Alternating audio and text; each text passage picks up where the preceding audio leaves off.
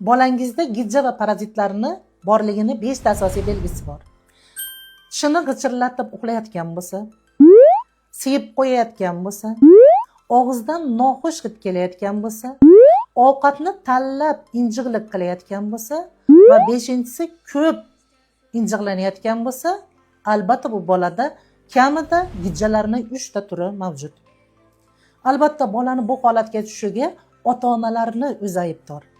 Doimiy ravishda bolaga kola fantalarni berishlik, kreshkalar, sun'iy ovqatlar berilishi bolalardagi gijja parazitlarning ko'payishiga sabab bo'lyapti. Albatta mana shu muammolardan qutulish uchun xuddi shu men sanab o'tgan sun'iy ovqatlardan umuman voz kechish kerak.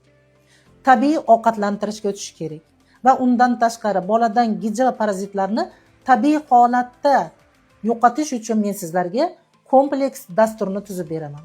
Buning uchun izohga plus belgisini qoldirsangiz, gijjalardan tabiiy usulda qutulish usulini men sizga jo'natib beraman. Albatta bunday foydali ma'lumotlarni yo'qotib qo'ymaslik uchun bizga obuna bo'ling hamda like tugmasini bosib qo'ying.